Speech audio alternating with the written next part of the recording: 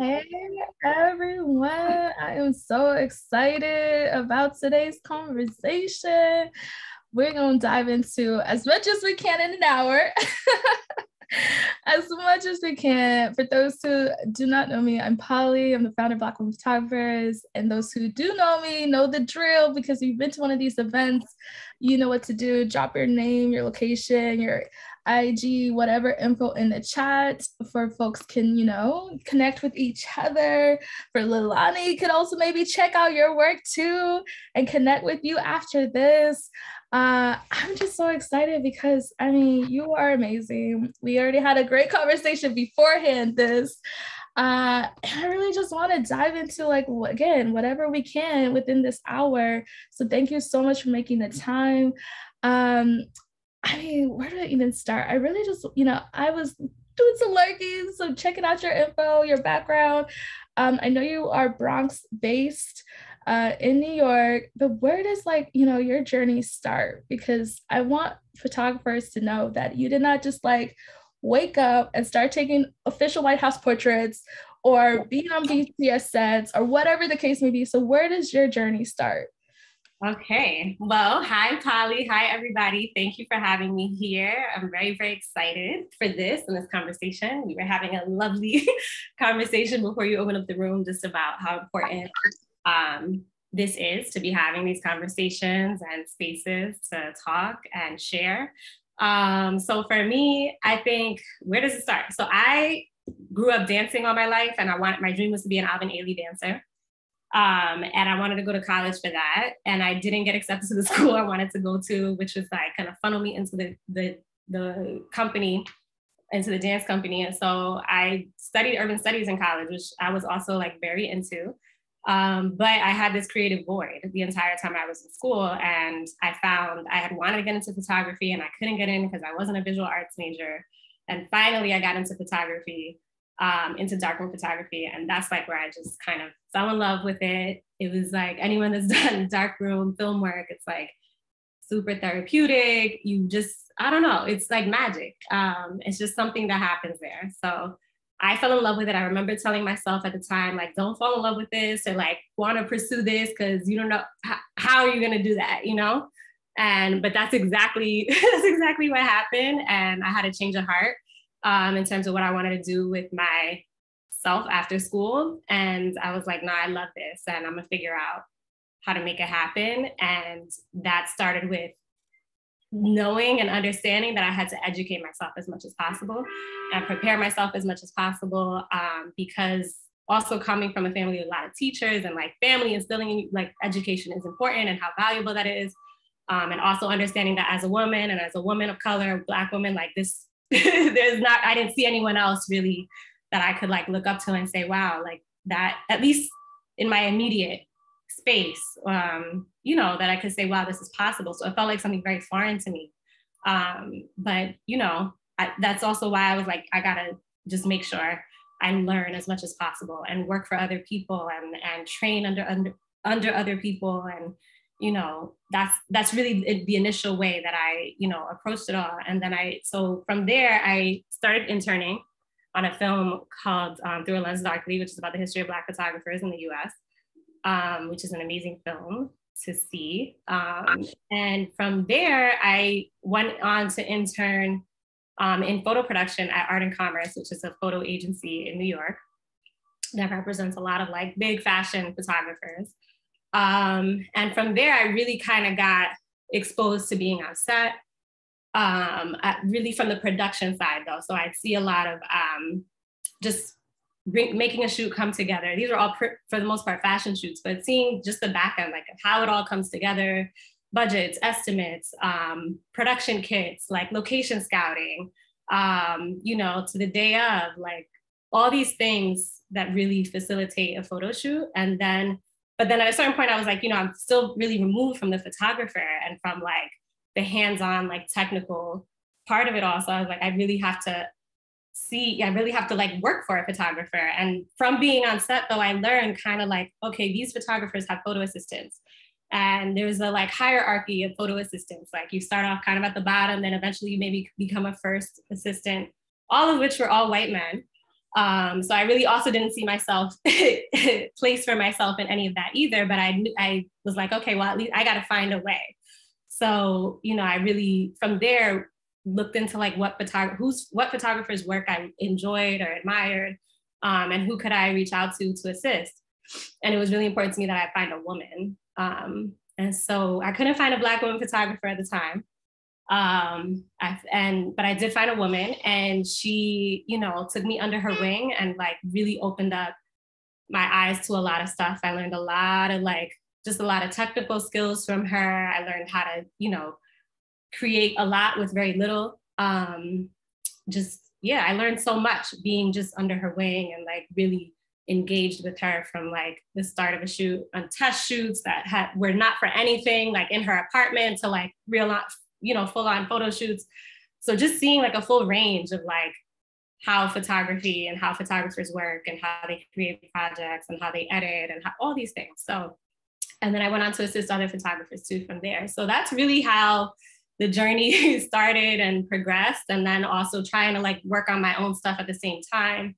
And then deciding at a certain point that I remember one of the last photographers that I worked for, I didn't fit in the photo assistant community that worked for that photographer. And, I was like, you know what, I don't really know how I'm going to work my way up to becoming a first assistant, and at a certain point I was like, you know what, I'm not going to do this. I'm just really going to focus on my own thing, and just creating my own work. So that's in a nutshell, like, there's a lot of more detailed stories within that, but yeah, that's kind of like the summary of the journey.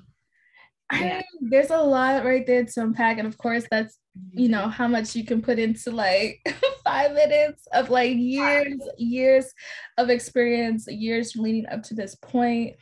If anyone has any immediate questions, I see Shelby has already did that. Drop it in the chat, ask questions throughout. This is a casual conversation, but please stay on mute unless you want to unmute and ask your question directly. So for my first follow-up question for you though is, as someone who also has like a similar background, like I'm an immigrant, education was everything. How did you then advocate to your family? Like, this is what you wanted to do, because I feel like that right there is also a challenge, having that immediate support system at home. How was that for you? I would say that I was lucky in the sense that I feel like my parents and the immediate family were supportive. They don't understand like how it all works. They were like, you got to get your master's. And that's one thing that like I always, had I not gone into photography, I would have continued in school, but it's something that I learned as an artist that, it sounds bad, but like I contemplated and struggled with like, do I go back to school for this and get a master's? And, what is that, how is that going to help my career and this and that? And also like understanding that art school is really expensive. And it's not a guarantee in this field that it's going to take you to where you want to go. And I learned that it was really getting the hands-on experience and like pretty much like working as an apprentice, underneath someone that was like my graduate school. So that was the part that I feel like I had to like convince the family, like, unfortunately in this field, that's not what's going to get me to where I want to go. But it's these other things that hopefully will. So I think that was most challenging, like saying like, or grappling with like not going back to school for a master's. Yeah, that was, but other than that, pretty supportive, I will say, which is lucky. Yeah, I mean, I told my mom early on, I'm not going to be the child that will give you that master's and PhD, because it's just not for me, and school's not for everyone. But also, like you said, it's expensive. Mm-hmm. You mentioned some of the early on positions you had with the internships and the production assistant work. How did you go about finding those positions? And what was that like to then just like be from behind the scenes and advocate for yourself to actually be like a photographer for these things? Because beforehand you said you weren't necessarily the photographer, you were just like the runner, just assisting wherever you needed. I mean, I did that in the world of sports where I had 3 a.m. call times. I was getting people their coffee. It was not glamorous, but then like you said, you learn how everything works. Right. Yeah. So a lot of it was research. I think also in school, part of what school does, it does prepare you for just anything in the world, and you understand the value of interning. And so that was initially how I approached things. Like I was so obsessed with this thing, this photography, right? And I was like, I love this. So I'll do anything to learn more and to like get exposed to, what I want to do. Cause I don't know how to I don't know any other way. But really willing to just being humble, and being willing to start from the bottom and know that that's the way that I want to learn this. That's how I want to, so really researching and reaching out. I had a family member that worked in film production. And that is what helped me get into interning on this film, which was also just really initially the history of Black photographers that I mentioned was just doing research, that position. And then getting into production work at this agency, that was through research, looking up photographers that I liked, okay, then learning kind of the back end, well, they're represented by places, learning what agencies were, and the role that they played in the field, and then getting into production. And that took a lot of reaching out to this production department within this agency. It took a lot of persistence. It wasn't reach out and then get you an answer. No, it was consistently staying on top of people and being almost annoying about it. And until, you get a response. And so initially my internship was maybe a couple of days a week. And that turned into production assisting from there. But it really was research and staying on top of, and a lot of reaching out and a lot of no responses. And then maybe a couple responses would happen, but just being persistent about it. And then also explaining why I was interested. And it wasn't just a cold call kind of thing, but. No, I feel you completely. I sent a lot of emails and a lot of them did not get answered. Yeah. A lot of them did not. I mean, how far, I guess for you, it's how many times would you email and follow up before you're okay, this is a no, just keep it moving? What is that persistence look like for you? So I remember the first woman, the photographer that I first assisted out of production, once I stopped production assisting and went into photo assisting, I reached out to her a lot, but I think initially I reached out to her and I wrote why I was interested in working with her, why it was important for me to work with a woman, trying to find my way in this industry, in this male dominated industry, all these things that I felt hopefully would resonate with her or speak to her, that were important to me. And, initially, I think maybe a week went by or 2 weeks and I didn't hear anything. And then I wrote again and then I got a response and she was like, oh yes, this is wonderful, let's meet. But then I didn't hear anything again after that. So I maybe followed up once or twice after she had initially responded. Maybe it was 3 times, but keeping them spread out. So it wasn't on an everyday basis, maybe a week or 2 in between. And deciding whether it's better to reach out to people on Friday or Monday or midweek, I don't know, all these variables. But in the end, when I finally we got to meet and I started working with her, and I remember one of the first times we really were on a shoot together, she was just thank you so much for being persistent.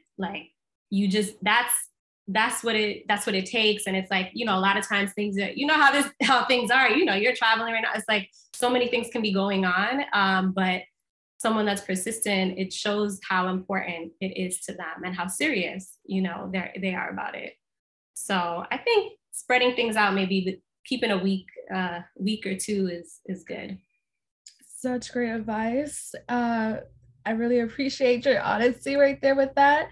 When you reached out for a photo assistant work, just to assist other photographers, did you already have a solid portfolio of your own, or how did you approach that? Some work, and I think that, I don't know about you, but I think as photographers, we're we feel so shy also about sharing the work, because it's then it's oh, immediately this is going to be judged, and it's am I good enough and all this stuff. I remember with her in particular, I had some stuff, but I mean, it wasn't like a huge portfolio or anything like that.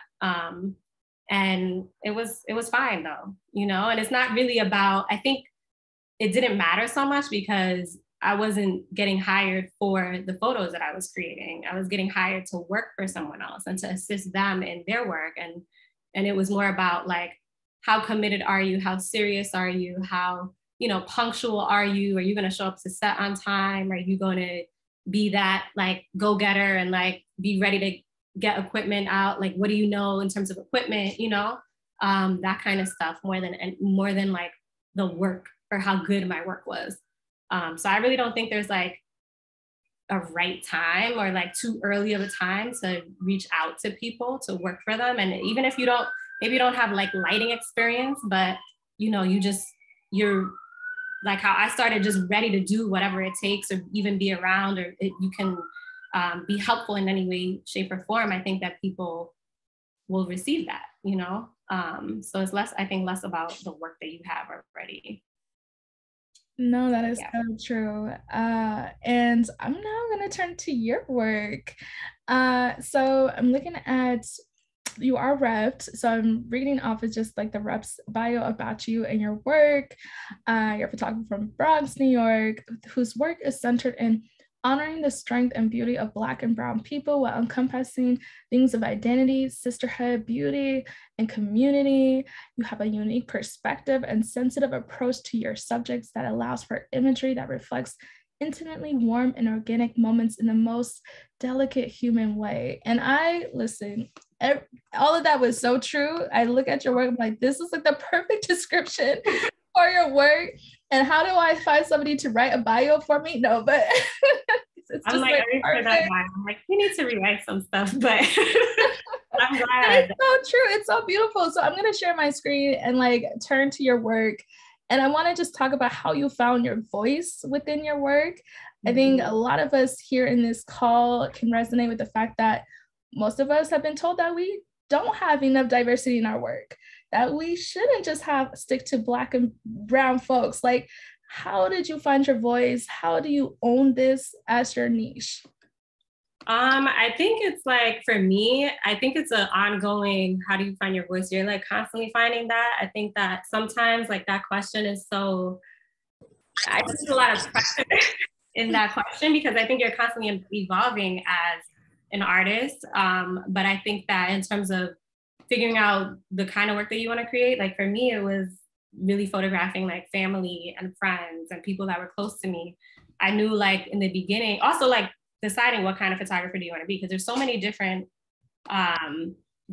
different fields of photography that are almost like each their own like career, you know. Right. Like street photography is something I can't be on the street like taking people's photos. For me, it's just not, I don't have that personality. I'm like more of a reserved person. I like to like really, you know, connect with people and make sure that we're on the same page, and there's a level of like just mutual understanding there when in photography. So for me, I'm like more like, I want to have a more intimate experience with somebody or with whoever it is. So so I found my voice really in photographing my family and friends, and, you know, was able to experiment with people that I was comfortable with, that were comfortable with me, that knew that I wasn't, you know, I was approaching this in like a respectful way, and in a, you know, it was a familiar way.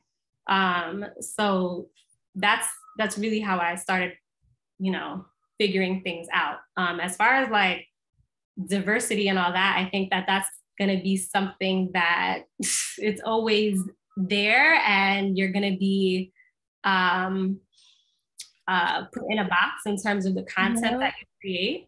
On the one hand, it's great that, yeah, we should be called for certain jobs, but at the same time, that's not the only thing that you want to be.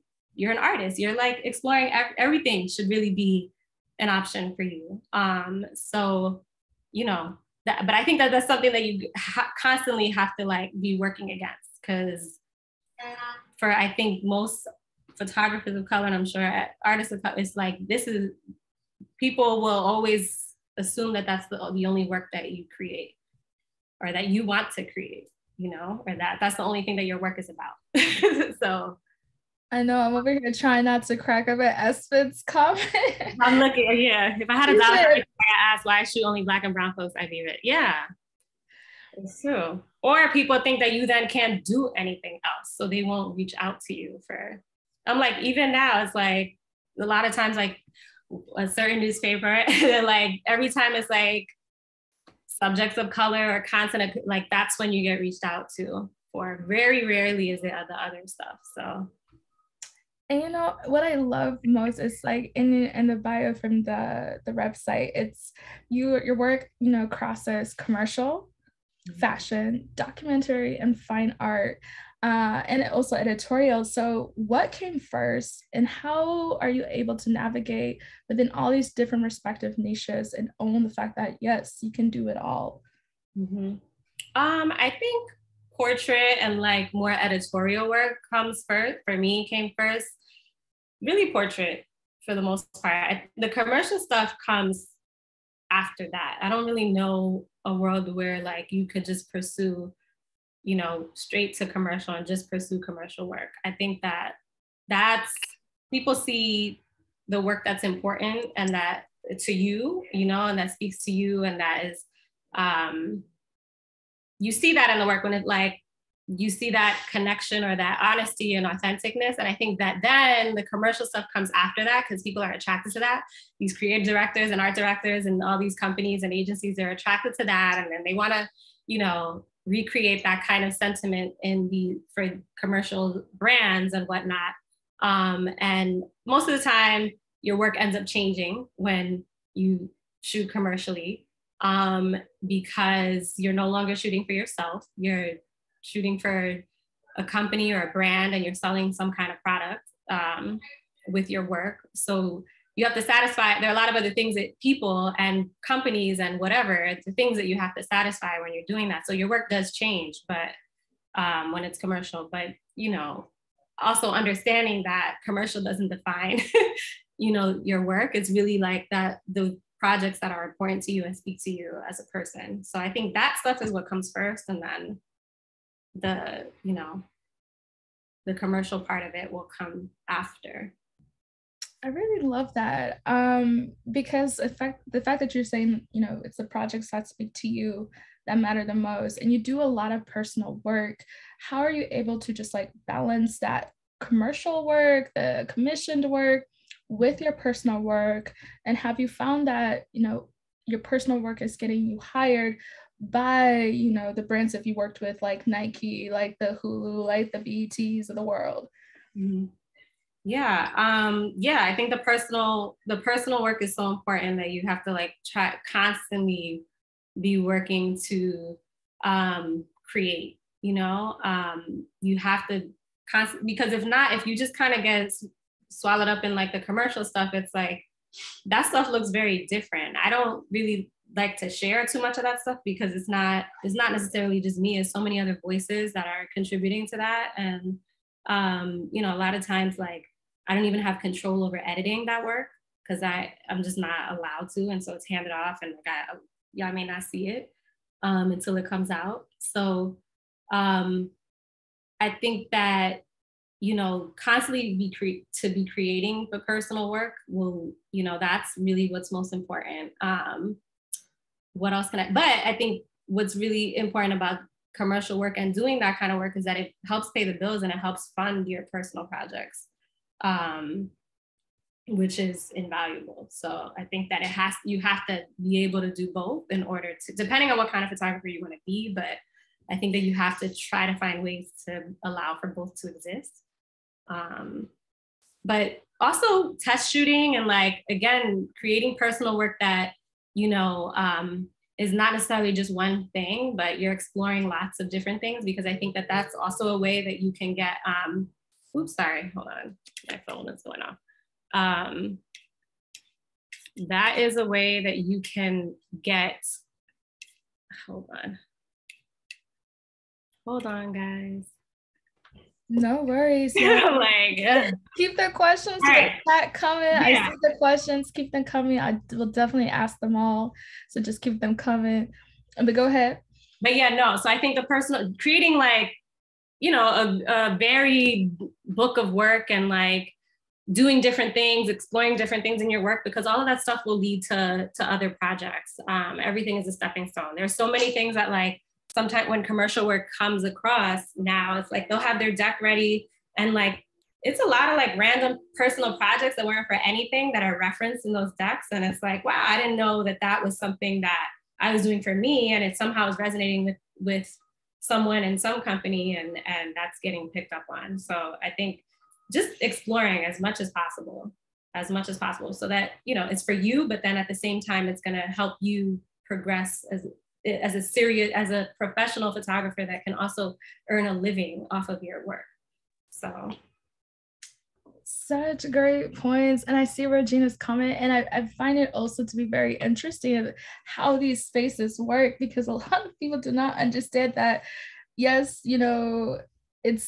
they hired you for your style, they like your work, obviously, but then you may not have the same creative voice and input. And so how do you just like let your ego go? Like, how do you navigate that in order to just like still try to have some type of ownership, or at least work that you'd be proud of? It's hard. It's a balancing act. It doesn't necessarily happen in every project that you can be so like committed to my voice, this, and it has to be, a lot of times you have to kind of let go, and just say, you know what, I'm being paid to do this right now. This is a blessing that my work has gotten me to this point, that someone is investing in me and investing in my skill in order to create something for them, and there's keeping that in the back of your mind. So sometimes it's not going to feel like you, and that's okay, because there's a trade-off. You're being compensated for it. Other times it's really nice when commercial work can really feel like you. That's the best of both worlds. And when you're allowed to have more of a creative voice, that's amazing.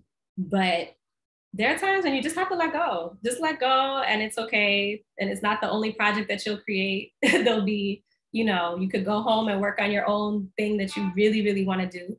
And that'll satisfy you, But I think that you also have to be very careful, like when you have clients, and like their ideas may not be cool to you, but they've hired you because they like you and they like your style, right? But then they're going to start getting their input once you're on set and once you're having those initial phone calls and whatnot, and they're going to be giving their input.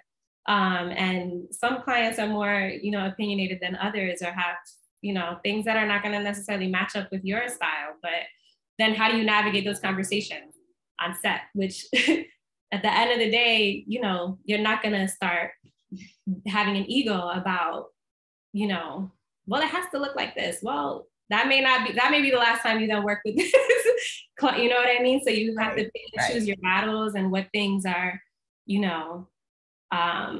important to really fight for. And then what other things, maybe it's not that serious. And, you funnel your creativity into another project in the future. So. Absolutely. So many good pieces of advice right there.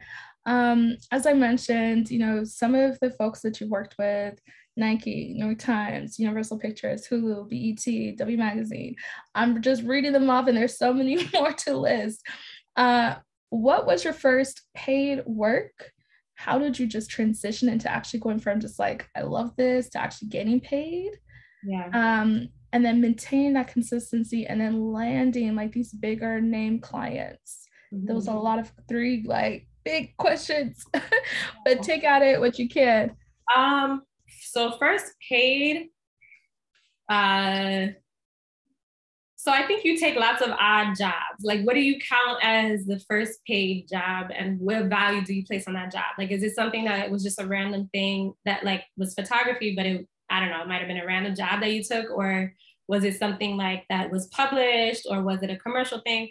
I think the first like job or I'm thinking of like a very random one, only because it's a really important one, because it ended up leading me into a copyright lawsuit. so this was a random job I did for a nail salon that was like doing eyelashes when fake eyelashes were kind of like, you know, blowing up, and everybody was doing that in New York. And so this was a salon that they were putting out a calendar, and they were, you know, a friend of a friend worked there, and I was doing photography, and like my friends knew that I was shooting and stuff, and, you know, word of mouth, like someone mentioned something. So the woman that worked there was like, oh, we do this calendar. Can we get Lelanie? Can, you know, they asked me like, well, could you photograph this? And like, so I agreed to it. And at the time I was assisting that first photographer. And, you know, whatever, did the job. Like, there were just these photographs of these young women with these eyelashes. And it was a calendar. And then eventually, you know, they released their little calendar that would be in the shop. And then this woman who owned this eyelash company took one of those photos. I'm veering off your question a little bit, but it's important. She took one of those photos and put it on a billboard in Times Square. She paid for a billboard in Times Square. And I thought, like, at the time, I was like, oh, wow, that's so cool.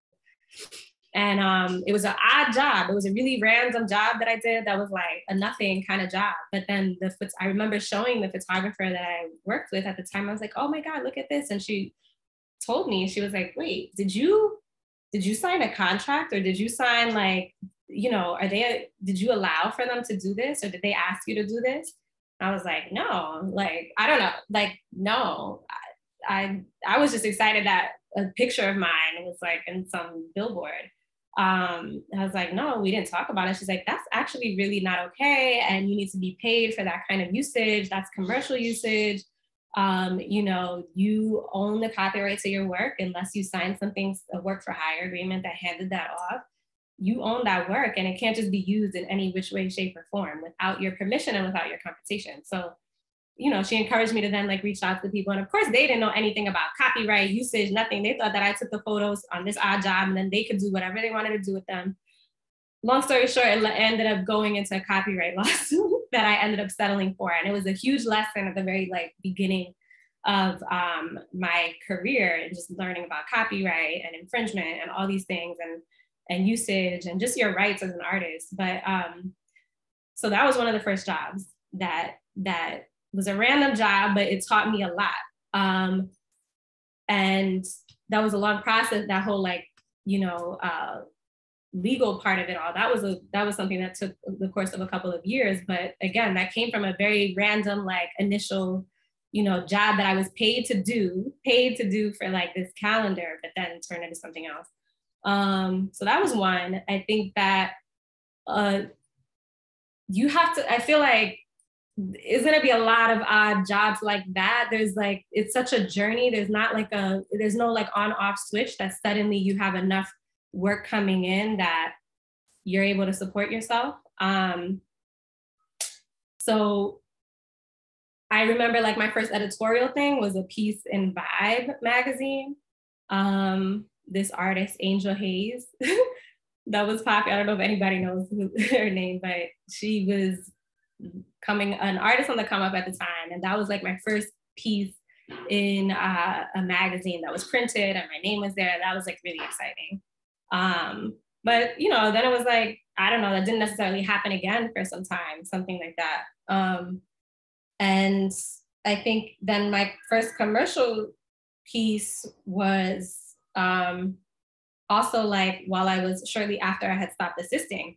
But all throughout that time, I remember like one photographer mentor that I had, like we sat down for coffee one day and he was like, you know, who's your, he said, who's your benefactor of the arts? And I was like, I don't have a benefactor of the arts. He's like, yes, you do. And I was like, he's like, well, how are you how are you surviving? Like, what's paying your bills, or what's your, you know? And at the time I was like tutoring a lot. Like I tutored, that really, it was a good income, like tutoring, and in high school student in New York. And I was like, well, I tutor. He's like, well, that's your benefactor of the arts. Keep doing that until you don't have to do that anymore and you can just do this. But those things that you're doing, like that's what's allowing you to be an artist. That's what's allowing you to like create your work. That's what's keeping you afloat until you have enough work that you have enough photography work that will support you and you don't have to do that anymore. So all that, like being able to have a consistent income or consistent work that wasn't photography related, but supported me, along the journey. Cause it started turning into, okay, more jobs, and more bigger scale jobs that, I couldn't do the other stuff and I didn't need to. So, but it's a long, that's a long process. It's also different for everybody. Like, someone can have like get a huge, publication, and then suddenly they might have a lot of commercial work that'll fund them or other kinds of work, but that's not everyone's story. So it's a long journey. I really just, again, thank you so much for your honesty and transparency here, because again, like when we were talking beforehand, we don't hear these things, right? Like the fact that that was your first like random job and that turned into like one of the hardest lessons you've learned. Yep. Like those are the stories that we do not hear when photographers share their journey. And sometimes you have to learn the hard way. And that was crazy. Yeah. So for photographers, I mean, what a first lesson. But everyone I feel like has their own similar, like, hey, this is how I learned these things, the business side of photography that you just have to sometimes learn the hard way. And so for those who are listening who may not know like what work for hire means, usage, etc., I already have a session. There's pretty much a session for everything at this point, but if you go to the YouTube channel and search for like work smarter, not harder, I sat down with two reps from the 72 and Sunny agency where we explain different contract terms like that. That's a good video to watch, or just a few other videos. I'll try to drop the links in the chat later for people who may not know like what does work for hire mean, what is usage and all that, because it's a lot of just like terms and it can be a foreign language, it can be hard to understand, but it's so important to understand this business side of things. So thank you for that. And I want to know, like, for you then, at what point was like the turning point that you felt like you needed to be repped, you needed to have that agency backing? How far in the journey did that come for you?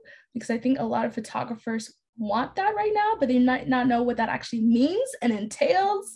So what does that look like for you? And at what point in that journey did that come?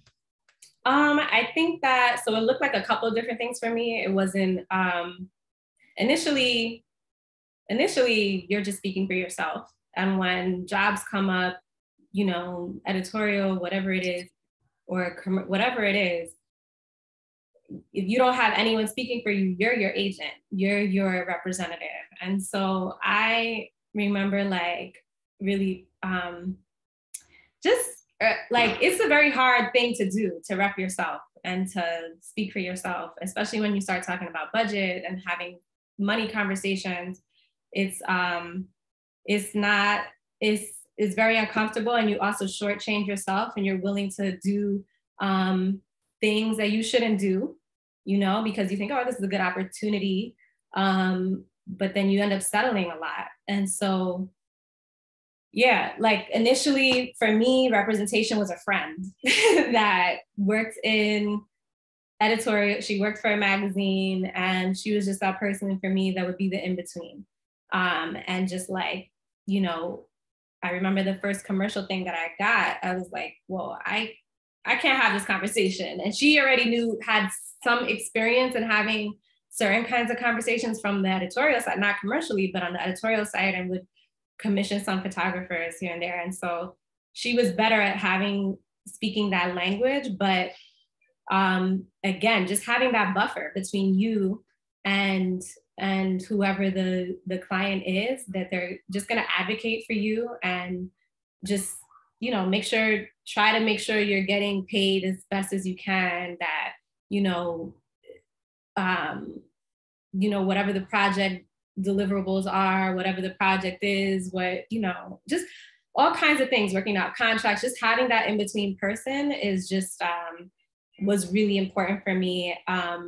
Also having seen that from like just working in production early on, seeing what that looks like to have representation or to have someone being that in-between person. So I was familiar with like, okay, the importance of that. And I remember for a long time, like being like, oh, I have to have an agency. I have to have an agency. I have to have someone that, can be that, but it doesn't necessarily have to be the agency. It can be someone that you trust, a friend. It could be someone that might, work in the industry or in an adjacent, something close, but having someone else that can kind of speak for you and advocate for you, I think is really important, because when it's just you direct, what starts happening is you really you sell yourself short on a lot of things.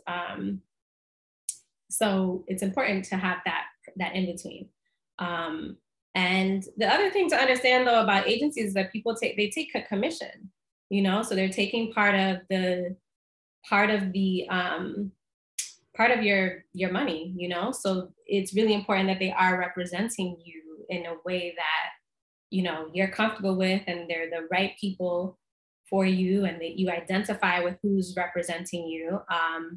I remember having conversations with some agents a few years back, and I was really into this. I need to have it, this certain kind of agency represent me. And some agencies are not interested in representing you unless you're making a certain amount of money. So, there's a lot of them are like that, and they're not necessarily interested in developing you, or helping you grow and all of that. So, to me, that's not, it's I already did the hard part. And now once I get here, that's when you want to come in and represent and take part of the cut. I think that it's important, again, to really identify with who's going to be speaking for you and advocating for you. And it should be people that really believe in you and support you, So, I've done trial runs with some agencies where it gave a time for me to work with people and get to know people and see whether or not that was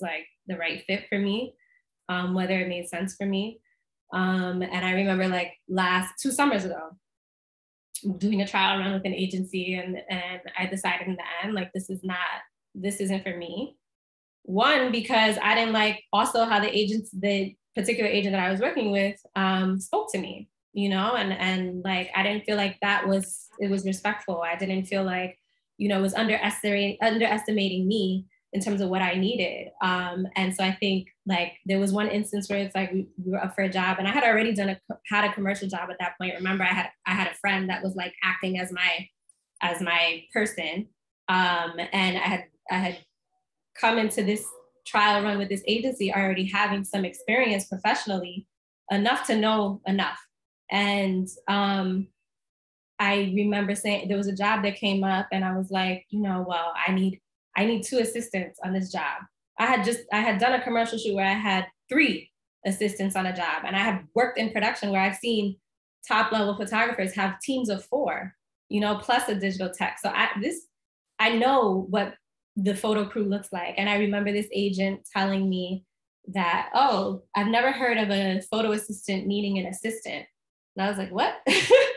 Now you're underestimating what I'm saying I need for this job in order to make this job happen. This is the crew size that I need, right? But it's underestimating me. It's underestimating my knowledge. And so I think a lot of people will then, if it's too soon, if you get into something too soon and, not having enough experience in certain things, you're going to be kind of told what to do or how to work, which that was immediately a red flag for me. This is not going to work, because my team, I need at least 2 people, 2 photo assistants on this job. That's what it is, and your job right now is to support that. And how can we not fight back on what I'm saying I need to get the job done? So I think it's just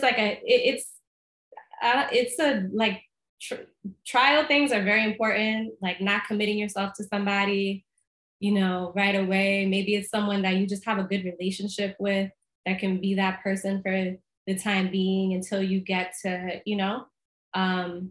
so yeah, there's a lot of stuff to in terms of agencies.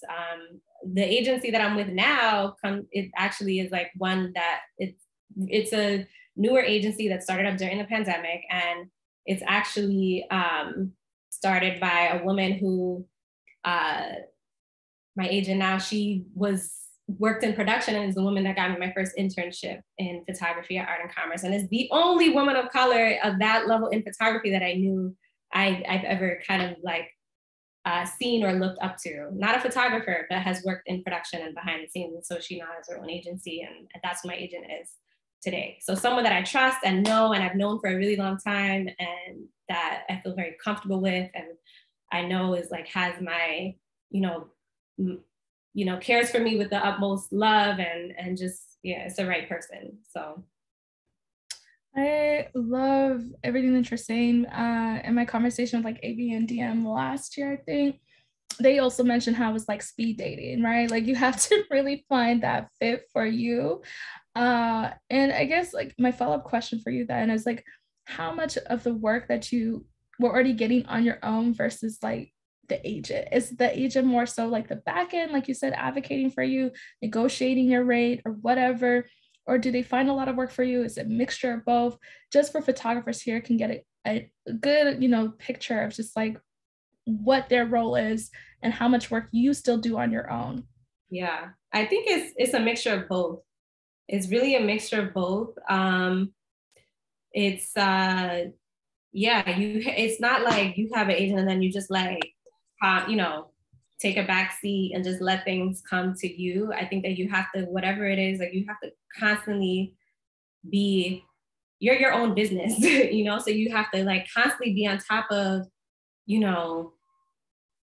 like strategizing, and having open conversations with your, whoever, is representing you, having constant open conversations and holding them to things, holding them accountable for things, I think that that's really important. It's like not to then suddenly be quiet and like, just go to your corner and like work on do your shoots and like not, you still have to advocate for yourself consistently and having conversations about the kind of work that you want to do, what you want to do. I mean, their thing is like, they really, they got to be out there also like just schmoozing with people and making relationships, establishing new relationships with people, like connecting dots, like, that's a lot of like the stuff that they'll do. But you still have to be part of that, like even if it's like, oh, I met this great person on this shoot, like she's someone we should really like, we should talk to more, we should, have a drink with or get a coffee with or whatever, like keeping track of all those names. And you're kind of like, you're a team, it's not like just them doing everything. Yes, they're taking a cut, but at the same time, like when jobs, they'll get you, they'll source jobs for you and represent you in that way. But they're also like, when it comes down to budgets, it's like they're advocating, they're trying to get the best deals and rates for you, so they're very important in what they do. So, but it's a team effort. So, approaching it in that way, I don't think it's for you to take a back seat at all, because it's still your business. And agents will have other artists that they're also representing. So it's at the end of the day, you're one of one. So you have to constantly, I think, be, on the hustle kind of mindset. So true. Such great advice. I'm going to share my screen again and dive back into your work because, I mean, first of all, it's hard to choose which one to ask about, but I just feel like the Queen and Slim photos are just so iconic. So I'm going to share my screen. What was that like? I mean, you were handpicked to do photography for Queen and Slim. What was the thought process? Like, explain to me just like, what was it like? How did you go into this? How did you prepare for this? All of it. Yeah, so it was myself and there were 3 other Black photographers that were pulled onto this project to create art photography. So this was a really different project. This was very, very special long-term project that I worked on. I've never done anything like this before. I was working on a film I was day in and day out on this project for like 3.5 months. Wow. During shooting. And so the way that, again, coming back to like all these different like routes photography can go, like, so in film and TV, there's something that's called a unit photographer. And they're photographers that are hired to film and TV productions to basically document the entire show. And you know, they go on these jobs, and they're on these jobs for, you know, whatever the course of the show may run, whether it's like a 3-month project, a 6-month project, whatever it is. So they're union photographers. They're part of the union in film and TV. And they really kind of just get the stills that the cinematographer is getting. So it was really important to, on this film, you know, bring in photographers that come more from a portrait and editorial background, that, you know, the unit photographers are taking like hundreds and hundreds and hundreds of shots a day and turning them over to the studios, and the studios then kind of use those as part of the marketing of this, whatever film or TV show comes out. So those photographers, again, that's really the only kind of work that they do, because they get commissioned, and they're on those jobs for like whatever period of time that they run. And they're part of the union. So for us, none of us were. There were unit photographers on this project, but it was really important to the filmmakers that the work was, the stills were a different kind of still, and that it had, again, came from more of an editorial perspective. So yeah, so we were there, all kind of like different kinds of photographers, but you know, there for a long time, the longest project I've ever worked on. You know, very different from photo shoots are long days, but this was like just another another kind of long. Like there were overnight shoots, like you know, Monday through Friday, every day. But it, like, you know, I created some of like the most special work, I think, of so far that I've done. And what was amazing about it, what was really, I think the best part about it was spending so much time with people that even just the actors and actresses, like, you develop such a level of trust and intimacy, which I think is so important in photography, is like that, breaking that wall and like getting through to people and connecting with people. So I think that, you know, being on such a long-term project where I was like with people every day, there was a level of trust that was established. And so, you know, the kind of work that was able to be created came out of that. But yeah, it was that was a lot of stuff to share about that project. I mean, I do see that level of trust and care. It's very beautiful, very intimate. How did you, you know, these actors, they don't know you, right? How did you develop that level of trust and rapport with them, with the crew? And did you give them direction? And did you even see the film beforehand? Like, how were you able to do that, to capture these moments? So part of it came from like the filmmakers being invested in wanting to create work that wasn't just like while they're acting in the moment from the fly on the wall kind of perspective, but wanting to create moments where, you know, portraits and sit for a photo and let's create a little, you know. So that was really amazing, and I don't think that really doesn't happen on film and TV sets at all. So it came from that top level wanting to have that work created on set.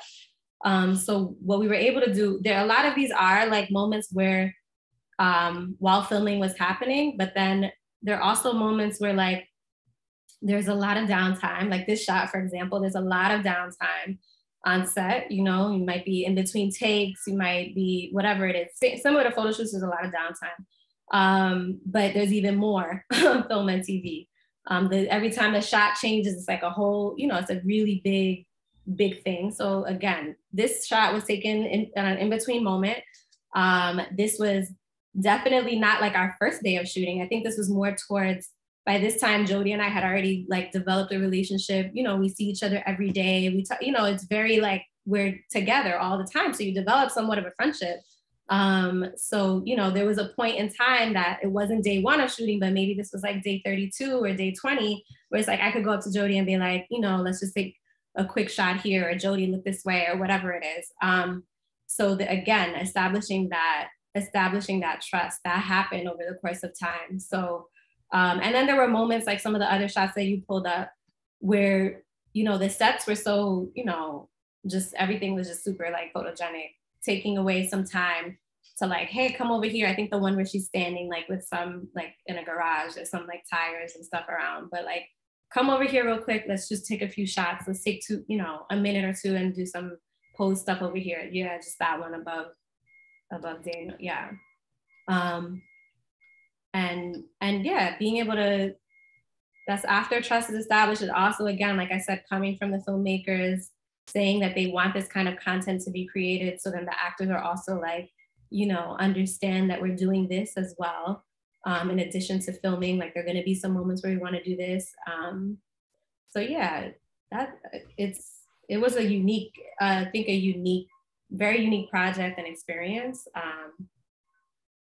But again, having that like time spent with people that I could get these intimate moments. I noticed there was a question about, no, these, I edited all of these. I didn't hand these over. That was also something that was important. That came also from the top down. Like filmmakers were like, no, we want to hire these photographers because we want them to create the work that they do, and we want them to be invested in it from the beginning to end. So it's important that they work on their work and we're not changing their work. So yeah, I edited all that stuff. I saw some question about how not getting in the way. Lauren said, how do you capture similar stills to the DP without getting in the way? Yeah. So there were still unit photographers there. This was a challenging thing on set. There were unit photographers that were there. I think they were like a little bit confused by us other photographers being there and what was our role here and why were we here and what were we doing. So they were there as well, doing those, you know, usually they're like on an Apple box sitting right next to the DP, you know, and they are very familiar with like how to not be in the way and where they should be sitting and what angles are safe and that kind of thing. So they're very well versed in that. They did that. And then you start learning. It's like, there's a learning process. It's like set etiquette. You start feeling it out. You start realizing, getting used to where cameras are, where like, you know, camera A, B, C, whatever, where the angles are. You start, you know, you see monitors up, you pay attention to like where people are shooting, where you'll be in the way, you know, and then sometimes you get in the way and you get called out, but it's like part of being on a set like that. You get more familiar as you know, it feels very foreign in the beginning, but then you get the swing of it and the hang of it. So yeah, no, I was not one of the union photographers at all. That's the thing. So I was not a union photographer. This was, again, coming from filmmakers wanting other kinds of photographers to be part of the creative process. That was a fight. So they had to figure out production, had to figure out a way to have us there, and not being in the union. That was it was a whole thing. And limited time that we could spend on set. It was a lot of like finagling behind the scenes that happened.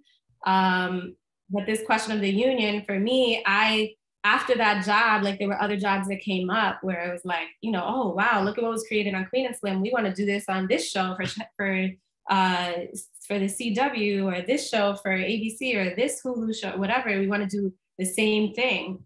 And then the question of the union comes up. And I still haven't joined the union, and I refuse to because it costs a lot of money to get in, a lot. You need to be it's like something like 10 grand to get in.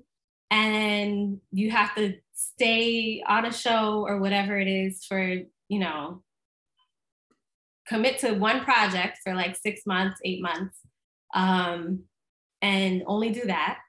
And I don't want to, that's not what I want to do. I don't want to just create one thing, you know, in 1 year and just spend all my time doing that. So, you know, I'll do it again, this similar kind of work again, if it comes up, if it's the right fit where, you know, I could do it in my way. But the union is that's another It's a whole nother beast. Trust Yeah. me. Like I've done some research because a lot of photographers in this community have expressed that, but there's just so many like rules and gatekeeping and how you even get those hours. And that's Right. a whole nother thing, y'all. So Yeah. don't worry, we're gonna have more conversations on that because I know we're already at time.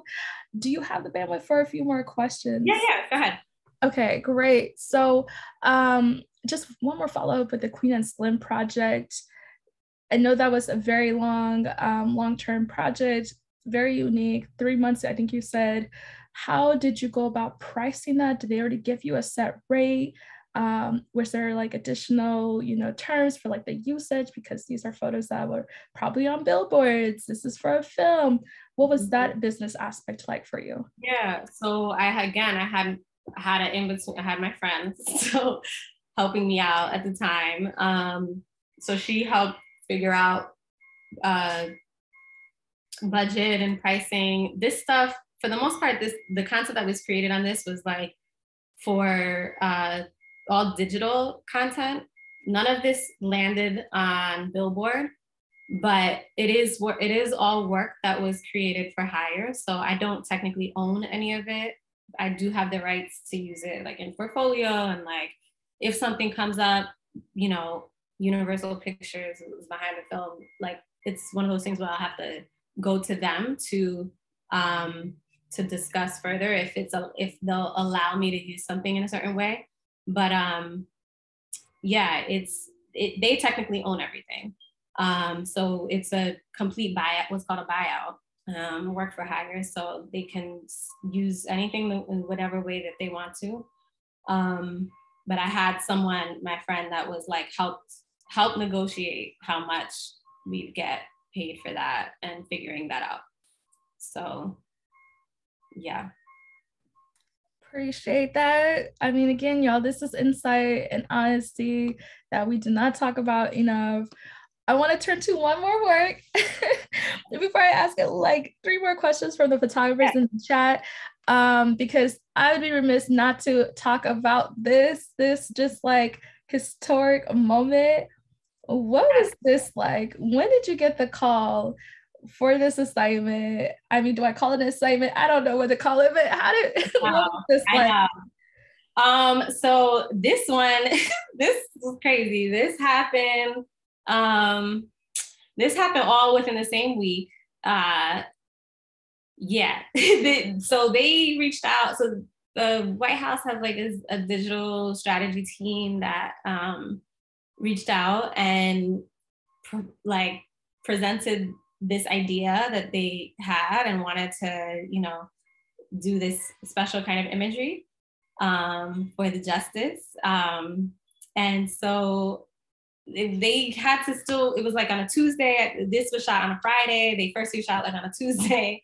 They had to figure out like getting approval for all this stuff. And we really didn't get confirmed for it until the Thursday morning before. So yeah, it's something that came together very quickly and had to be figured out. Like once we got full on approval for it, yeah, just getting equipment, packing up the car, driving to DC, getting there at 7 a.m. Like we had about 40 minutes together, which was nice. But then having to get that image turned over like within an hour afterwards, it was something. It just all came together really, really, really quickly. But it was an amazing, awesome experience. That I don't even know how to put into words what this.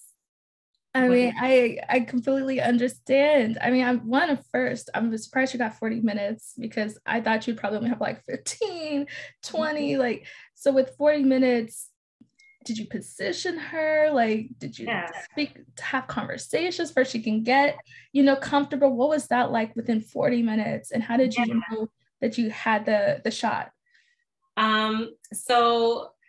So yeah, I mean, lucky we had the 40 minutes. That was like really the most special part because it allowed also for us to just do it comfortably and easily and to just like have time to talk. So she came in, I had just done a project that came out the day before on the young Black women law students at Harvard that are part of Black Law Student Association, which is her alma mater and an association that she was part of when she was there. And so,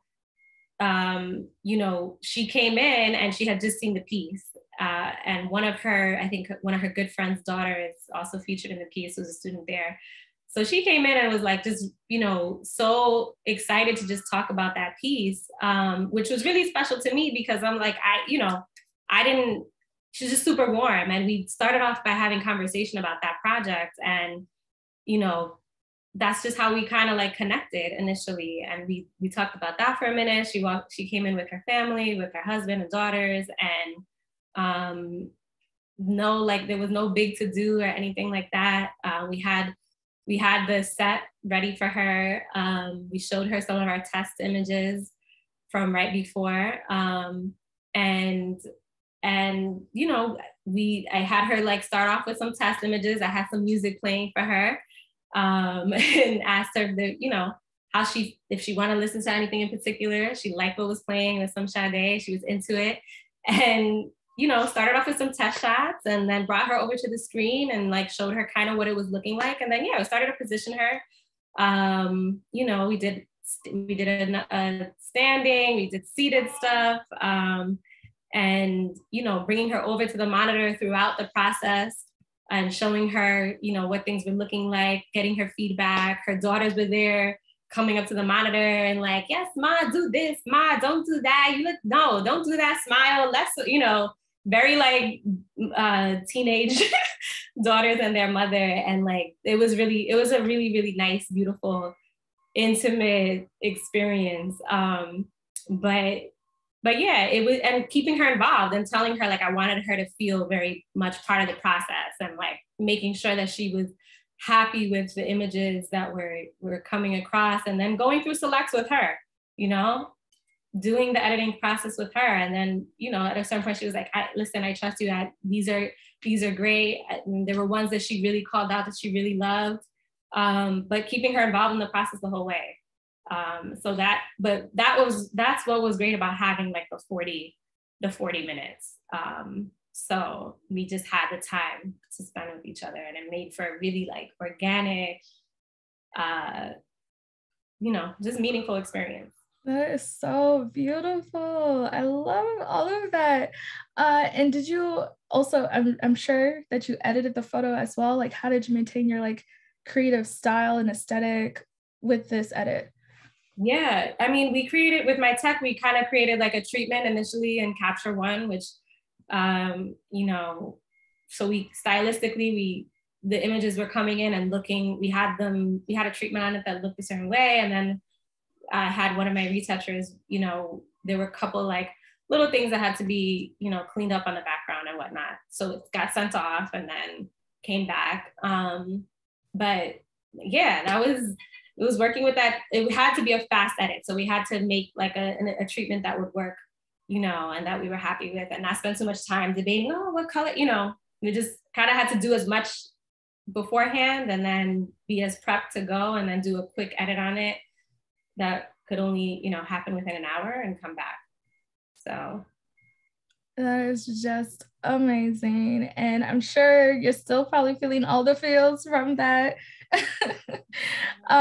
There's just a few follow-up questions from the community that I'm just going to rapid fire off. Aspen asks, how do you go about thinking of ideas for personal projects that would benefit your portfolio as a commercial photographer? It's like, honestly, sometimes there are things that just kind of pop into your head at random moments.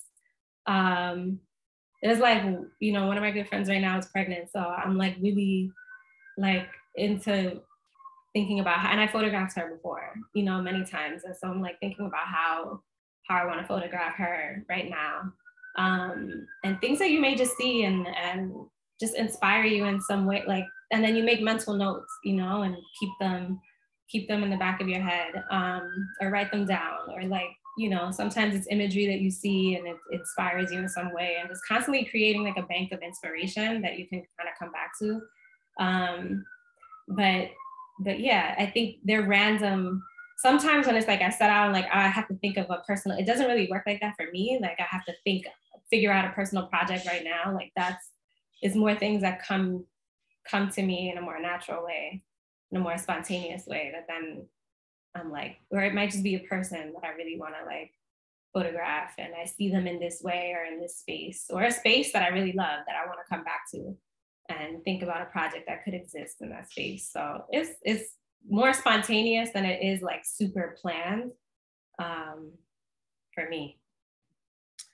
For when you're working with people on personal projects and collaborating with others, whether it's test shoots, whatever it may be, do you put contracts in place? How do you just like, I guess like on the business side of things, make sure you protect your own work?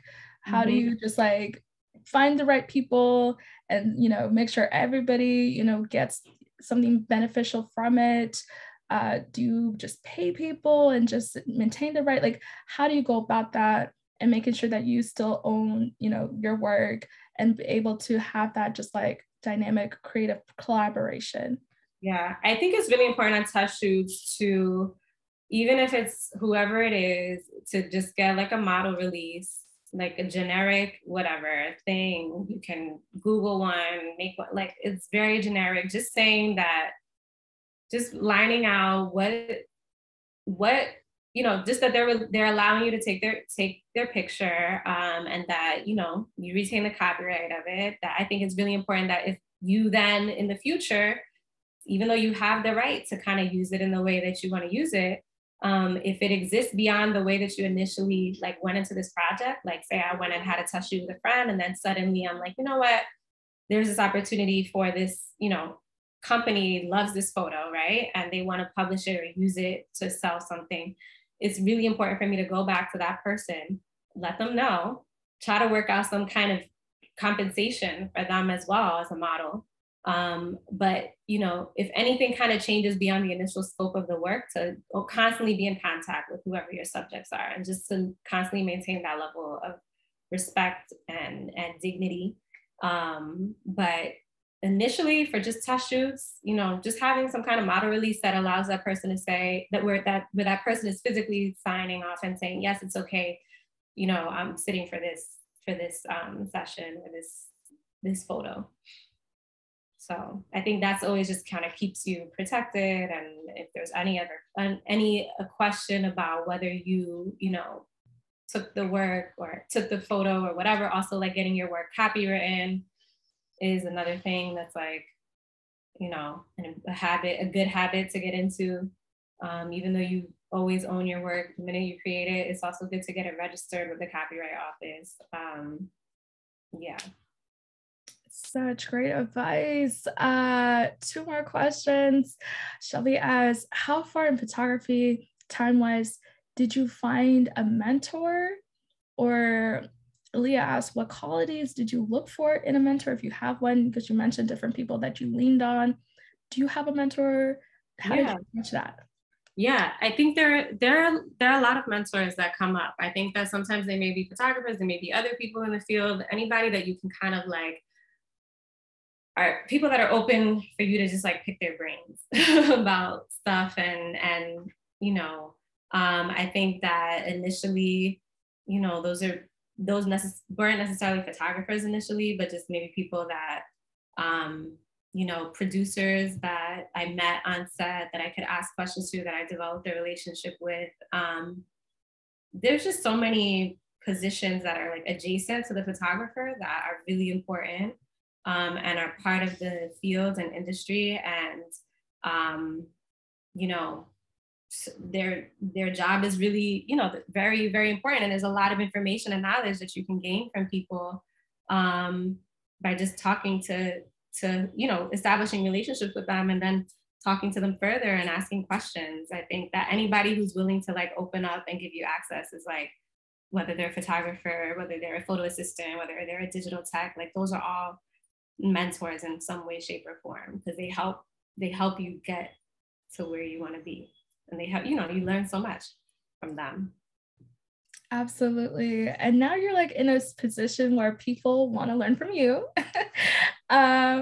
do you take like interns? How do you go about finding like assistance for your work, for your assignments? And how can people reach out to you, or what do you look for when people reach out to you? Absolutely. People definitely, like, I feel like reach out. It's so important to me to like be trying to help in any which way that I can.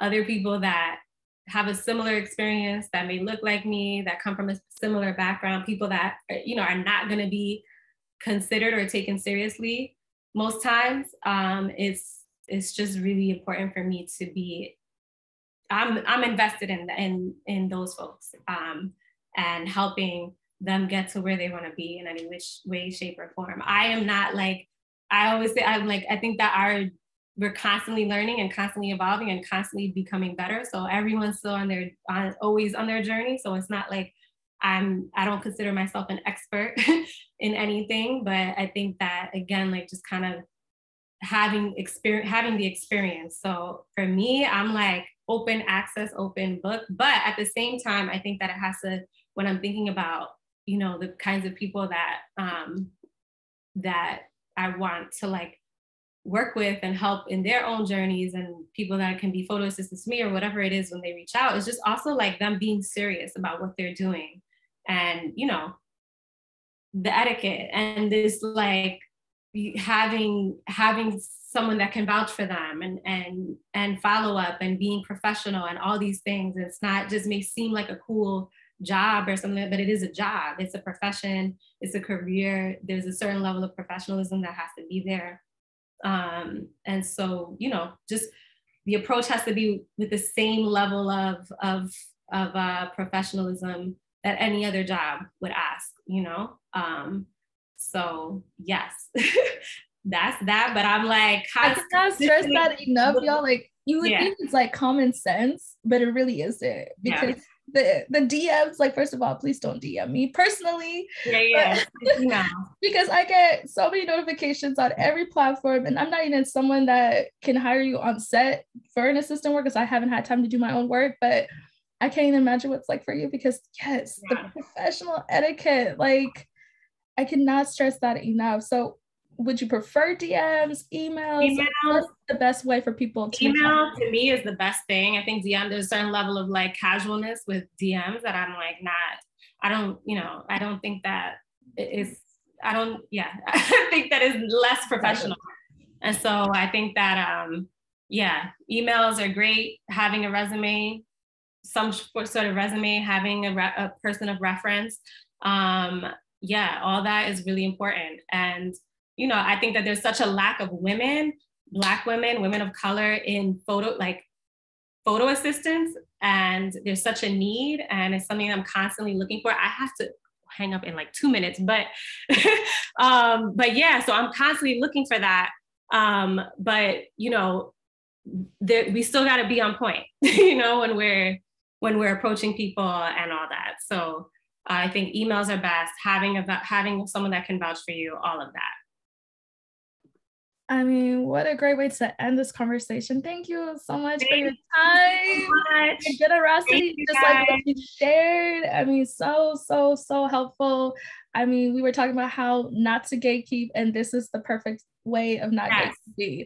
So thank you again so much for your time, and everyone for tuning in. Appreciate you. Thank you so much, guys.